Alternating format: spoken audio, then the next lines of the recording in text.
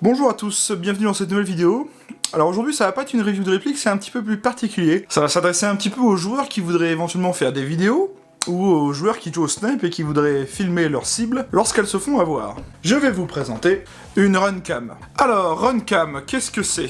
Alors, qu'est-ce que Runcam? Runcam, c'est une marque qui est lancée depuis 2013, qui s'est distinguée dans la création de caméras FPV, que ce soit pour les petits drones, vous savez, FPV, là, qui vont très vite, ou depuis quelques années, ils ont créé ce qu'ils appellent des scope cam. C'est tout simplement des caméras qui vont disposer d'une lentille, qui vont zoomer, qui vont se monter sur rail Picatinny, et qui vont vous permettre pour les vidéastes ou pour les snipers. Donc ces caméras vont vous permettre de voir avec le zoom sur quelle cible vous avez tiré, ou si vous avez touché ou non. Ce qui est très pratique pour les vidéastes comme moi qui font des vidéos sur YouTube, ou comme je l'ai dit, les snipers qui voudraient faire des petites compilations de kills avec leur sniper. C'est très connu au jour d'aujourd'hui, on les voit dans les vidéos des joueurs français de snipe type Diaboloman, je pense aussi aux joueurs autrichiens Novrich. Je vais vous mettre une image dans l'arrière-plan pour vous montrer de quoi je parle. Et moi je vais vous présenter la caméra, la Runcam Scope Cam 2.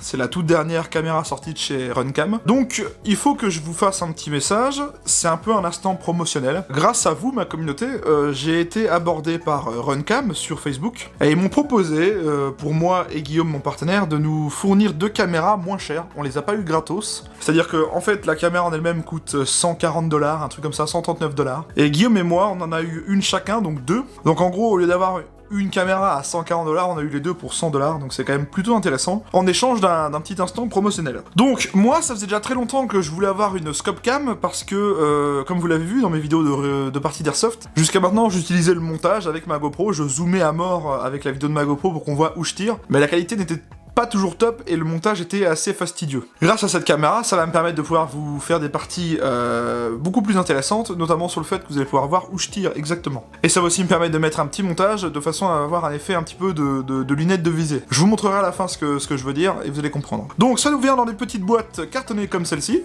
À l'intérieur, nous trouverons le petit manuel, la caméra, voilà, ça se présente comme ça. Et sous l'emballage, vous aurez un câble micro USB pour recharger la caméra.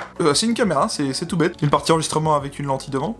Alors, ces caméras, en fait, elles ont une particularité, c'est que, comme je vous l'ai dit, elles zooment. En fonction de la lentille que vous allez prendre, vous aurez un zoom plus ou moins puissant. Donc là, je l'ai pris en lentille 25 mm, ce qui est conseillé pour les joueurs d'airsoft qui font des parties avec des répliques AEG standard, enfin, des répliques d'assaut standard, et non pas des snipes. Il faut savoir qu'on a aussi la lentille 40 mm, qui là sera destinée pour avoir un gros zoom, et donc pour les joueurs snipers. Et depuis peu, ils font aussi une lentille, je crois que c'est 20 ou 10 mm. C'est considéré, selon eux, pour les joueurs qui voudraient mettre une scope cam sur leur PA. Personnellement, ça m'intéresse pas vraiment. Faut savoir que j'ai jamais eu les autres dans les mains, parce que c'est ma première scope cam pour le coup. Je vous invite à aller voir la vidéo de Airsoft France, vous connaissez sûrement sa chaîne YouTube. Il a fait une vidéo sur ce modèle, et une vidéo sur l'ancien modèle, qui était très bien, parce que moi j'ai été les voir, et j'ai trouvé ces vidéos plutôt intéressantes. Donc voilà, c'est tout bête, c'est fabriqué en métal, avec quelques petites parties en plastique, mais rien de folichon non plus. Bon, c'est tout bête, hein, c'est une caméra.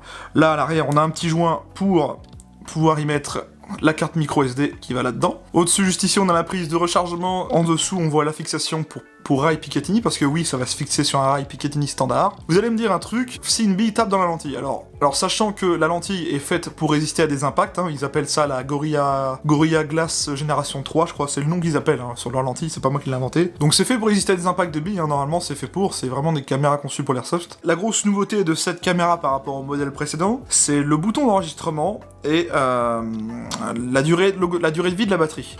Parce qu'avant, la caméra avait des batteries qu'on pouvait changer, sauf que là c'est plus le cas, à moins de démonter les vis autour ici pour accéder à la batterie. Donc en théorie, avec la batterie qui est fournie d'origine, vous pouvez enregistrer 240 minutes en 1080p à 60 images secondes, 60 fps. Donc c'est quand même pas dégueu, hein, sachant que à la pause du manger entre l'interstice des parties, vous pouvez charger la batterie avec une batterie externe avec le câble micro USB, donc ça se fait plutôt bien. Elle dispose aussi de la fonction Wi-Fi que vous pourrez connecter à votre téléphone pour y voir en temps réel ce que la caméra voit. Donc plutôt pratique pour les réglages.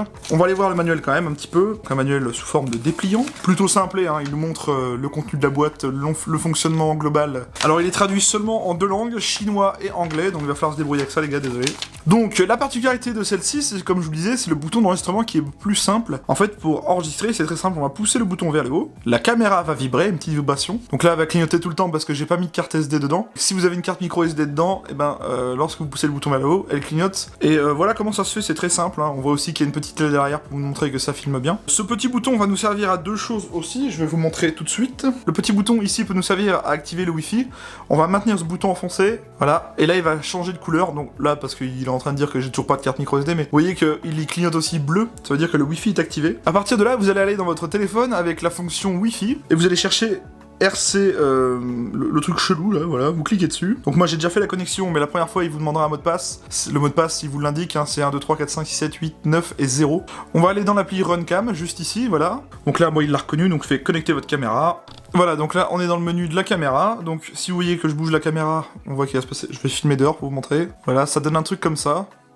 Donc là vous voyez la maison du toit, là vous voyez le toit de la maison de mon voisin, c'est... Et donc dans l'application, vous pourrez non seulement voir en direct ce que voit la caméra, mais aussi ce qu'il y a de... Bon bah là il n'y a pas de carte SD, mais si vous avez la carte SD, vous pouvez cliquer ici, et ça vous montre ce que vous avez déjà enregistré pour revoir les passages. On peut passer en plein écran, voilà, toujours sympa. On peut changer quelques réglages, notamment la balance des blancs, la luminosité, le contraste, la netteté, les ISO, la saturation, la vitesse d'obturation, le mode de mesure. On peut aussi inverser l'écran, par exemple, si vous mettez la réplique sur un rail Picatinny inférieur, donc sur le dessous par exemple, ça va inverser l'écran, en fait, ça va retourner l'image sans forcément le faire au montage, donc c'est plutôt pratique. On peut aussi changer la qualité d'enregistrement, hein. Donc 1920 par 1080 60, 1920 par 1080 50, ou du 720p à 90 images secondes. C'est une application vraiment intéressante. Si vous achetez la caméra, faut vraiment se la procurer, ça peut être pratique pour des réglages avant la partie ou un truc du genre. Au niveau de la fixation du rail, c'est hyper simple, hein. Vous avez la petite vis à dévisser de ce côté-là, vous la dévissez en fonction de la longueur de votre rail, hein, au fur et à mesure. L'autre petite nouveauté qui a changé par rapport à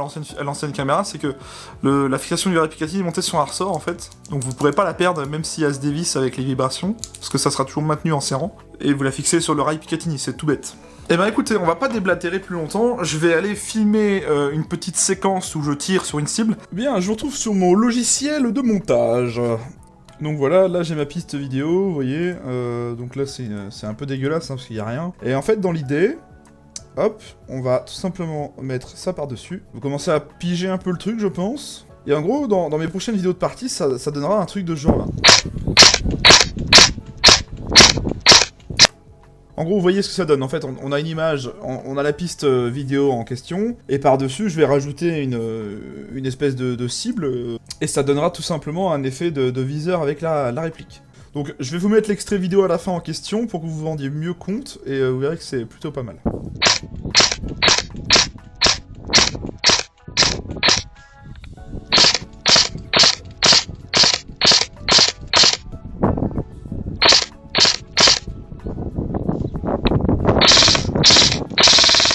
Donc voilà ce que ça donne, en gros, ça vous donne une idée de ce qu'on peut faire avec cette caméra, c'est plutôt pratique pour les vidéastes ou pour ceux qui veulent filmer leur cible, tout simplement. Donc, si vous souhaitez vous acquérir cette caméra, je vais vous mettre un lien dans la description pour vous procurer cette caméra sur leur site, Runcam. Vous pouvez y aller les yeux fermés, hein. Il faut juste choisir le bon diamètre de la lentille. Je vous mettrai une image en arrière-plan pour vous montrer un petit peu le site. Moi je vous conseille de prendre la Scopecam 2, parce que c'est la plus récente et aussi la plus évoluée à mon sens. Il y a aussi la Scopecam 4K qui filme elle en 4K, mais personnellement moi je m'en fiche de la 4K, je me fiche un peu de la qualité de cette vidéo-là.